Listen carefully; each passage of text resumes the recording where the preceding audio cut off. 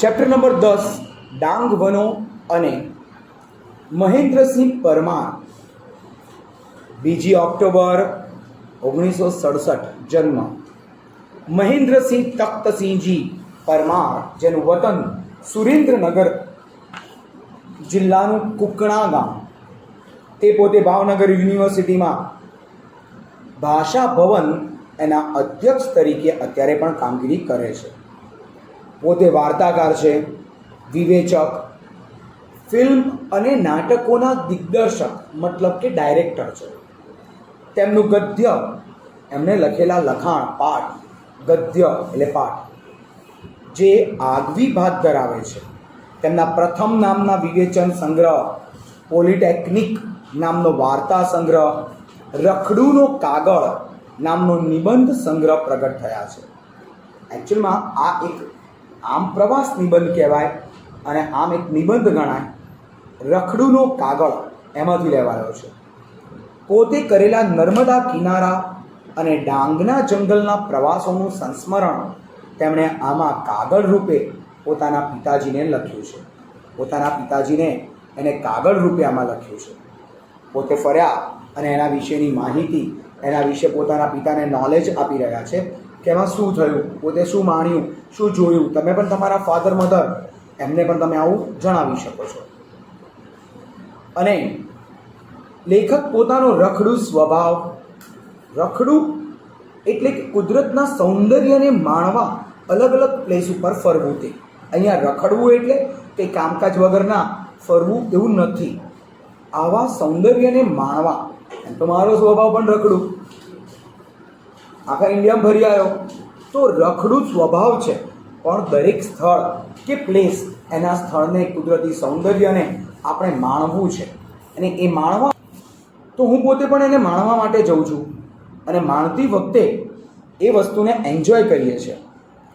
અને અહીંયા રખડું સ્વભાવ, સંવેદનશીલ હૃદય, સૌંદર્ય દ્રષ્ટિ એનો અનુભવ થાય છે. અહીં લેખકનો નર્મદા સાથે સૂક્ષ્મ નાતો છે. તો સાથે ગુજરાતના એક રળિયામણા પ્રદેશ ડાંગના પ્રાકૃતિક સૌંદર્યની, ત્યાંના લોકોની વિશેષતા એ પણ આ નિબંધમાં બહુ જ લાઘવતાથી, સચોટ રીતે વર્ણવાય છે. અને સાથે લેખકનું સંવેદન પણ એમાં પથરાતું જાય છે. પત્ર લખવાની રીત, આપણે જનરલી પત્ર એટલે શું હોય, ક્યાં તો કોઈને આપણે પપ્પા પાસે પરમિશન માંગવી હોય પ્રવાસમાં જવાની, એવા પત્ર અત્યાર સુધી લખ્યા. અથવા તો આપણે આપણા વિસ્તારમાં ગંદકી થતી હોય, પાણી ભરાતા હોય તો આપણે મ્યુનિસિપલ કોર્પોરેશનને કમ્પ્લેન કરીએ કે ના, આ પાણી ભરાય છે, અમને મચ્છરમાં મરી જઈશું, એવી કોઈ. પણ આ પત્રની અંદર નથી કોઈ કમ્પ્લેન, નથી કોઈ ડિમાન્ડ. આ પત્રની અંદર આપણને એ વિસ્તારનો પરિચય કરાવે છે, લોકોની જાત જાતની રહેણી કરણી. તમે ડાંગના લોકોને જુઓ તો તરત હું એમ કહું કે આદિવાસી ડાંગના, એ તમારા મગજમાં તરત વિચાર આવે કે ઝાડના પાંદડા પહેર્યા હોય, અહીંયા સિંપલું ભરાયેલું હોય અને જીંગાલાલા, એટલે આખો દિવસ આજ ના કરતા હોય. ઘણી વખત આપણો આ વિચાર ક્યારેક ખોટો હોય છે. હકીકતમાં સાપુતારા, જે ડાંગનું એક ફરવાલાયક સરસ સ્થળ, એ સાપુતારામાં જ્યારે મારી લાઈફમાં મેં ફર્સ્ટ મુલાકાત લીધી તે સમયે ત્યાં ગાડી હાયર કરી હતી ભાડે. તો એ ફરવા માટે ગાડી હાયર કરી હતી. એ ભાઈએ દરેક પ્લેસ બતાવતા જાય અને અંતમાં અમે ટેબલ પોઈન્ટ, એના ટોપ પરનું પ્લેસ છે, ટેબલ પોઈન્ટ ઉપર એ લઈ ગયો. એકચ્યુઅલમાં ટેબલ પોઈન્ટ ઉપર અમે પહોંચ્યા ને ત્યારે મેં એ ભાઈને પૂછ્યું, મેં કીધું નીચે પેલા બધી જગ્યાએ આગ લાગી છે? ત્યારે એમણે જણાવ્યું, ના ના, આ તો અમારા લોકો બધા અહીંયા ઝૂમ ખેતી કરે, જંગલ બાળી અને કરવામાં આવતી ખેતી કરે. ત્યારે સાચું નોલેજ મળ્યું કે ઝૂમ ખેતી ખરેખર થાય છે ઇન્ડિયામાં. પણ પછી એક શબ્દ યાદ આવ્યો, પાછું બોલેલો, અમારા લોકો. અને યાદ આવ્યું કે તો આદિવાસી લોકો, તો આ ભાઈ આદિવાસી છે? અરે યાર, ઇનોવા ગાડીમાં jeans T shirt, sports shoes, મસ્ત રાડો જેવી ઘડિયાળ અને મસ્ત ગોગલ્સ રેબન ટાઈપના પહેરેલા હતા અને શુદ્ધ ગુજરાતી ને સારામાં સારો ટચસ્ક્રીન મોબાઈલ યુઝ કરતા હતા. તો આ આદિવાસીને ઝીંગાલાલા હુલું એવું વિચારવાની જરૂર નથી. હા, હજુ છે, પણ એ હવે બહુ ઓછી સંખ્યામાં. કમાણીની સરકારે તક પણ આપી છે. સરકારે પણ કમાણીની તક આપી છે. એટલે હવે સાવ એટલા ખરાબ હાલતમાં નથી રહ્યા. ત્યાંના જંગલોના લાકડા એ માત્ર આદિવાસી પ્રજાના લોકો જ કાપે અને એ લોકો જ પોતાનો વ્યવસાય કરી શકે. આવી પણ સરકારે ખરેખર બહુ સારી સુવિધા આપી છે. આ નિબંધ એકદમ સ્મૂધ રેમાં જાય છે. પહેલાં એના શબ્દાર્થ જોઈ લઈએ. શબ્દાર્થ, એનો પરિચય મેળવીએ. સૌથી પહેલાં ઘરોબો, નિકટતા કે નજીકતા, ઘર જેવો, પરિવાર જેવો સંબંધ. આછેરો, થોડો. ક્ષિતિજ, શબ્દ સમૂહ માટે એક શબ્દમાં પૂછાય, પૃથ્વી અને આકાશ જ્યાં ભેગા મળે તેવું સ્થાન. ચિક્કાર, ખૂબ, અતિશય, વધારે પડતું. ગાયબ, અદૃશ્ય. અંજલિ, ખોબો. શંકિત, શંકાશીલ, ડાઉટફુલ. આદિમ, પ્રારંભ કાળનું. વન સંપદા, વનની સંપત્તિ, પ્રોસ્પરિટી, પ્રોપર્ટી. હેમ, સુવર્ણ, સોનું, કંચન, કનક. છાક, નશો કે કેફ. ઓથ, સહારો. સન્નિધિ, સમીપતા, નજીકતા. ગજયુથ, ગજ એટલે હાથી, યુથ એટલે ટોળું, હાથીનું ટોળું. સાયુજ્ય, એક થઈ જવું તે. બુભુક્ષુ, ભૂખ્યું. મનોહર, મનને હરી લેનાર. રૂબરૂ, પ્રત્યક્ષ. વિરોધી શબ્દ, પ્રત્યક્ષ, પરોક્ષ. નજીક, દૂર. અસમર્થ, સમર્થ. તળપદા શબ્દમાં હાઉ એટલે ઘણું કે બસ. હાઉ એટલે ઘણું કે બસ. હવે ચેપ્ટર સ્ટાર્ટ કરીએ છીએ. પત્ર લખે છે પ્રિય બાપુજી. પોતાના પિતાને પત્ર લખે છે. અગાઉ અંકલેશ્વર અને આહવા ગયો ત્યારનો તમને લખવા ધારતો હતો. એ પછી ફરી એકવાર જઈ આવ્યો અને હવે લખ્યા વગર ન જ ચાલે એવું થઈ ગયું. એ અનુભવને પુનઃ સ્મૃત કરવાનો પ્રયત્ન કરું છું. આહવા જતા પહેલા 3 દિવસ અંકલેશ્વરમાં રોકાયો. 3 દિવસ ક્યાં રોકાયો હતો? અંકલેશ્વર. અંકલેશ્વર મને પ્રિય છે. મિત્રો એને મજાકમાં ગંદકેશ્વર કહે છે. કેમ? કારણ કે કારખાનાઓથી ઉભરાતું આખા એશિયાનું, મુંબઈ પછીનું બીજા નંબરનું સૌથી મોટું ઇન્ડસ્ટ્રીયલ સિટી એટલે અંકલેશ્વર. દરેક ગલીએ 2 કારખાના હોય, દરેક ગલીએ. એટલે અંકલેશ્વર આમ મારું પ્રિય સ્થળ. કેમ? અહો વૈચિત્ર્યમ, આ તો વિચિત્રતા કહેવાય. એની દુર્ગંધ સાથે, ત્યાં ઇન્ડસ્ટ્રીઝમાંથી કેમિકલ, ફર્ટિલાઇઝર, પેટ્રોલિયમ આ બધાની જબરજસ્ત દુર્ગંધ આવતી હોય. આ દુર્ગંધ એની જોડે જાણે ઘરોબો છે. ઘરોબો એટલે ઘર જેવો સંબંધ. અને સાચું કહું તો ભરૂચી નાકાથી બોરભાઠા, ભરૂચ અને સામે અંકલેશ્વર, બંનેની વચ્ચે નર્મદા નદી. આ બંનેની વચ્ચેથી વહેતી નર્મદા નદી, જેને કારણે અંકલેશ્વર મારી પ્રિય જગ્યા.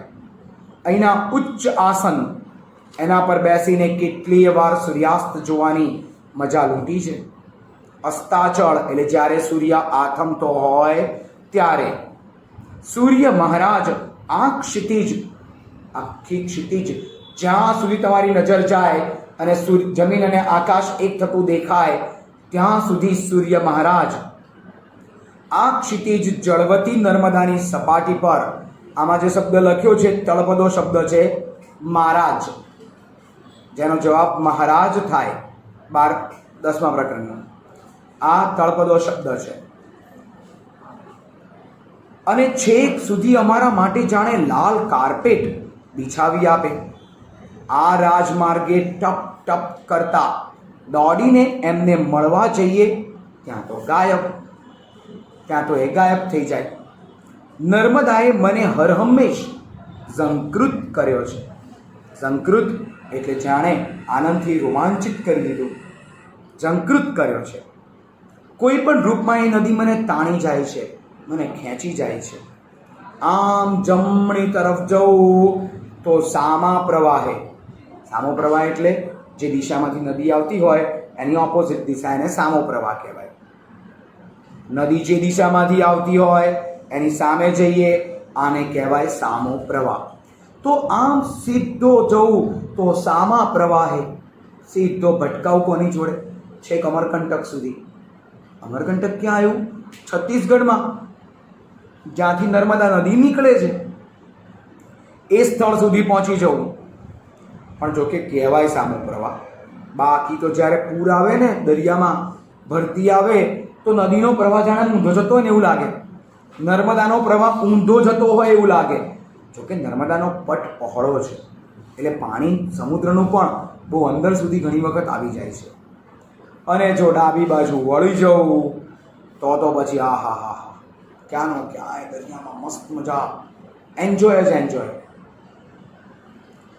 જો કે ત્યાં નજીક આવેલા સ્થળોમાં કબીરવડ, નારેશ્વર, જબલપુરનો ધોધ ખબર છે ને, ધુઆંધાર, નર્મદા નદી પરનો ધોધ ધુઆંધાર, ત્યાં સુધી પહોંચી જવું. કબીરવડ સાથે આપણે કોને અનુભવીએ? કબીરજીને. નામ પરથી જ છે. કબીરવડ સાથે આપણે કોને અનુભવીએ છીએ? કબીરજીને. કેટલાય તપસ્વીઓના તપને અનુભવીએ. આમ અહીંયા આપણને કબીરવડ સાથે કબીરજી અને કેટલાય તપસ્વીઓનું તપ યાદ આવે છે. એક્ઝામમાં સવાલ પૂછાય કે લેખક કબીરવડ સાથે કોને યાદ કરે છે? તો જવાબ આવે કબીર અને અનેક તપસ્વીઓનું તપ.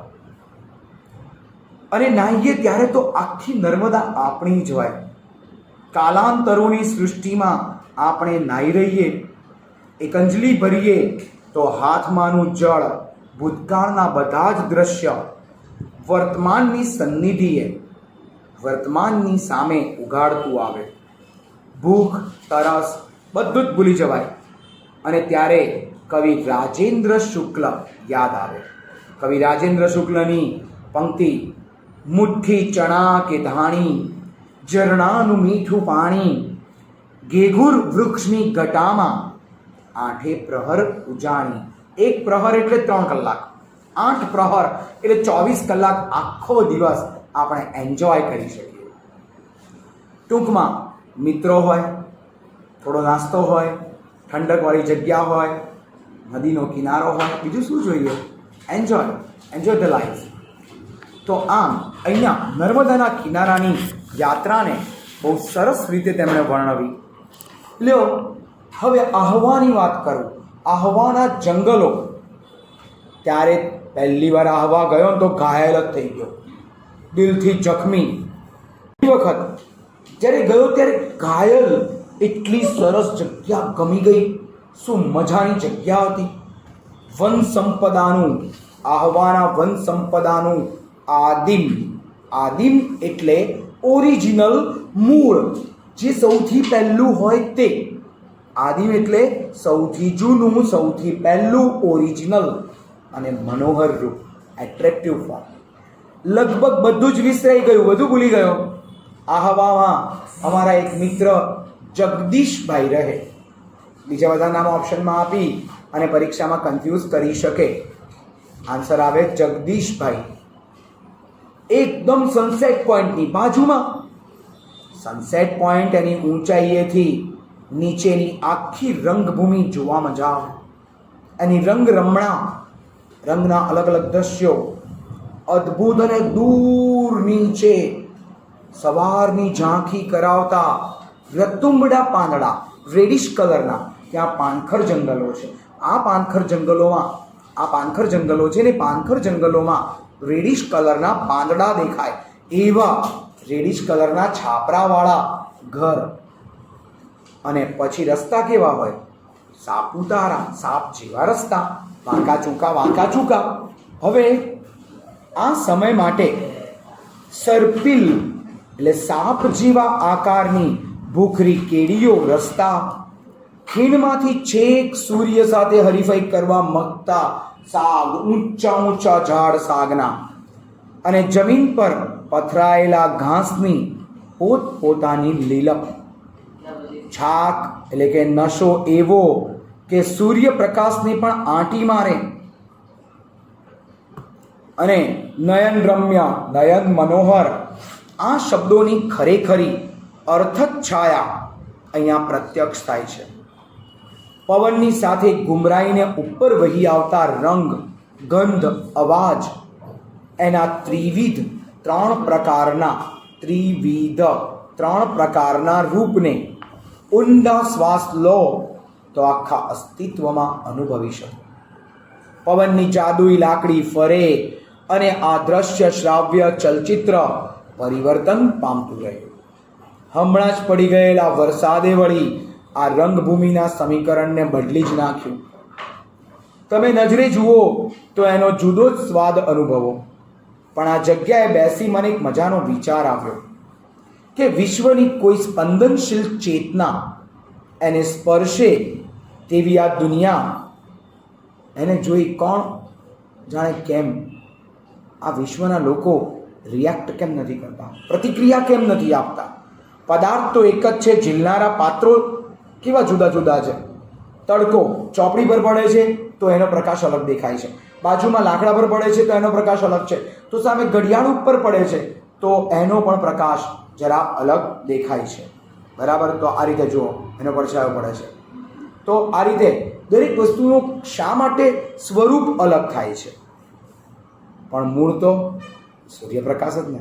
એટલે કે સોનું તો છેવટે સોનું જ છે, આકાર અલગ અલગ ગળો, કોઈ બુટ્ટી બનાવે, કોઈ વીંટી બનાવે, કોઈ બંગડી બનાવે, કોઈ ચેઇન બનાવે, બધું આકાર અલગ પણ મૂળ શું? સોનું તો સોનું જ રહે. પછી તો દંડકારણ્યના જુદા જુદા રૂપ જોયા. મહાલનું ડાંગ, સૌથી સરસ વઘાઈનું ડાંગ, સુબીર, વાંસદા, શિવઘાટ અને છેલ્લે સાપુતારા, બધે દોડાદોડ કરી મૂકી. અને ક્યાંક ખૂબ ઊંચે તો ક્યાંક એકદમ ઊંડે, ક્યાંક ચંચળતાથી ભમી લીધું. મજા આવી ફરવાની. ખીણને રસ્તે, ખીણ જોવા માટે રાત્રે નીકળ્યો તો સ્તબ્ધ થઈ ગયો. ચો તરફ આગિયા, ચારે બાજુ ફાયરફ્લાય, એટલે આગિયા જે ઉડે તો એની પાછળ લાઈટ થાય.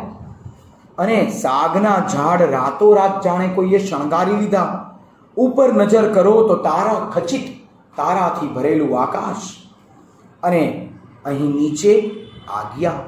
ત્યારે ફરી રાજેન્દ્ર શુક્લ યાદ આવ્યા. સ્થાનનો જ ફરક અમથો, મૂળમાં તો અજવાળું. સ્થાનનો જ ફરક અમથો, મૂળમાં તો અજવાળું. તારકો એટલે કે તારા શિખરે સોહે, આગિયા તરાઈમાં. તરાઈ એટલે ખીણ.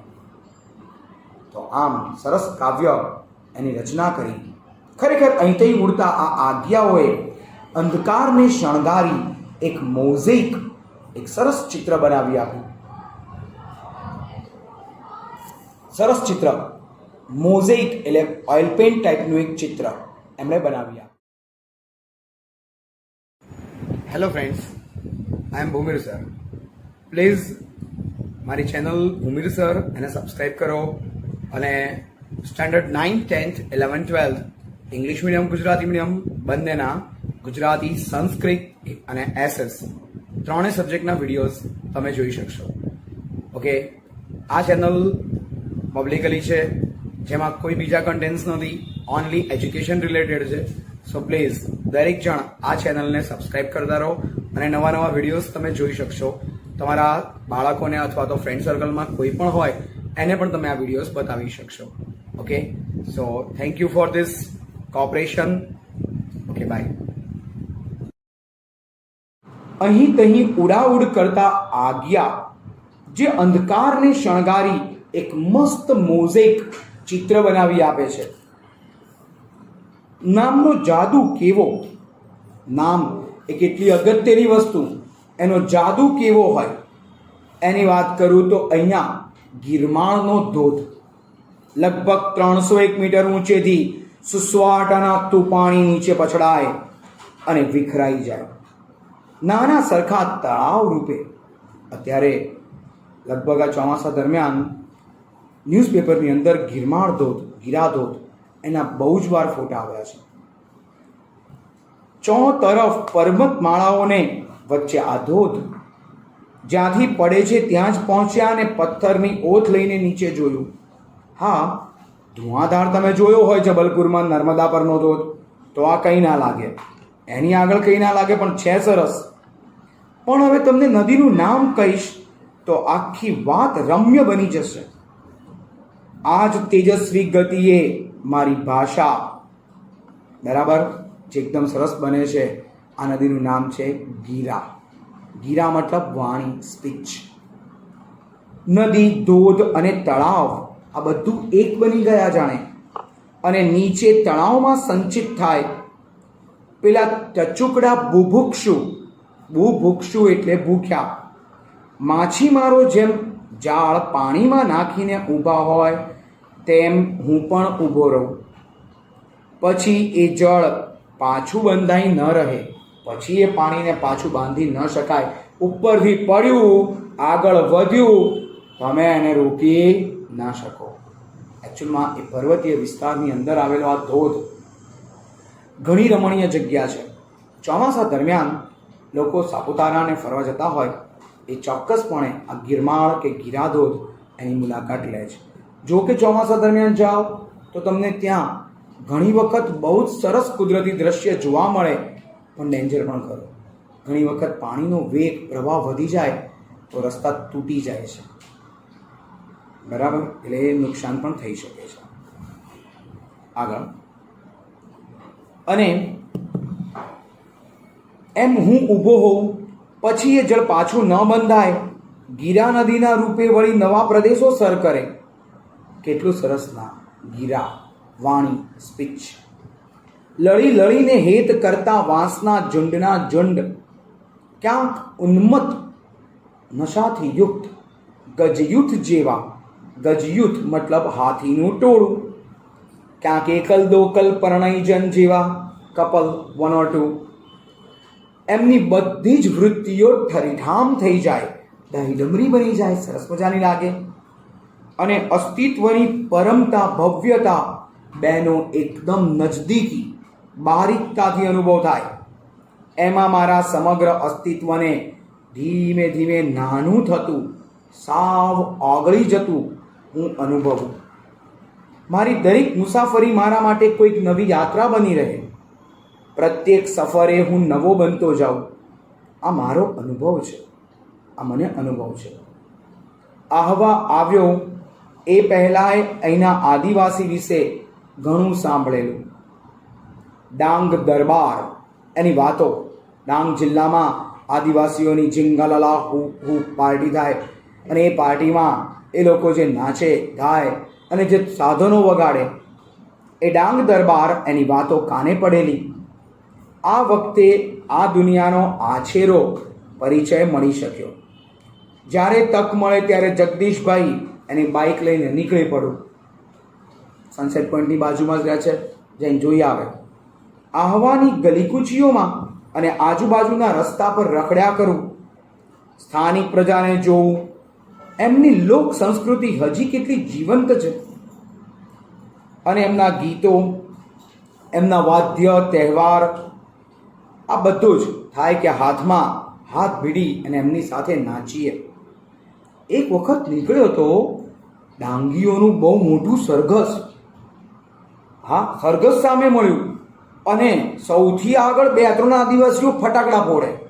આપણને ખ્યાલ આવી ગયો કે કોઈની જાન નીકળી છે, પણ ખરેખર જાન નહોતી નીકળી, જાન જ નીકળી ગઈ હતી.